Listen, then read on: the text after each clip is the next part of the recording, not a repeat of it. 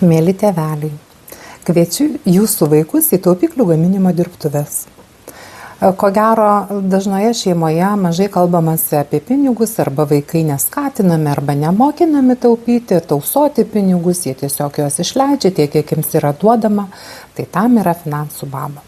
Aš atvažiuoju, atsivežu visas reikiamas priemonės, nuo spalvotų pieštukų, žirklučių iki spalvoto popieriaus, atsivežu taupikles ir mes su vaikais, besikalbėdami apie pinigus, jas dekoruojame ant kiekvienos taupyklės. Vaikas gali užsirašyti savo svajonę, tikslą, kuriam jisai kaups joje pinigus. Įsivaizduojat, koks gėris? Dabar kiek jums tai kainuoja? Jeigu pasirenkate štai tokią arba tokią taupyklę ir vaikų yra nuo 10 iki 20, tokia taupyklė vienam vaikui kainuoja 13 eurų. Jeigu pasirenkate tokią taupyklę ir vaikų yra nuo 10 iki 20, tokia taupyklė kainuoja 15 eurų.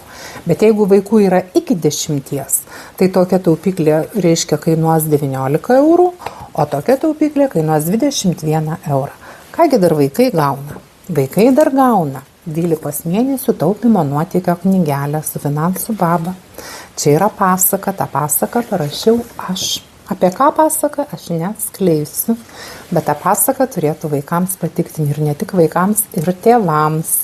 Taip pat čia yra mano finansų žemėlapis ir 12 mėnesių vaikas gali jūsų padedamas pildyti savo, tai pavadinkim, pajamas ir išlaidas, kiek gauna pinigų, kiek išleidžia, kiek jisai susitaupo. Ir įsivaizduokit, vaikas išmoksta tvarkingai elgtis su pinigais. Kokia nauda? Jūsų vaikas pradės pinigus skaičiuoti, gal jisai net norės jų užsidirbti.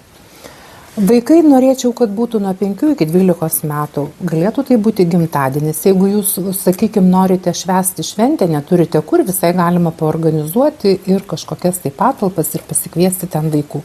O šiaip aš galiu atvykti į darželį, į mokyklą, į vieną klasę arba į darželio grupę ir ten su vaikais kalbėtis. Taupiklių gaminimo dirbtuvės trunka apie 1,5–2 valandas, priklauso nuo to, kiek vaikams patinka, kiek jie įsitraukia, bet trumpiau 1,5 valandos dar nėra buvę. Tai va, kvieskit mane, aš atvažiuoju ir kalbuosi su jūsų vaikais apie pinigus.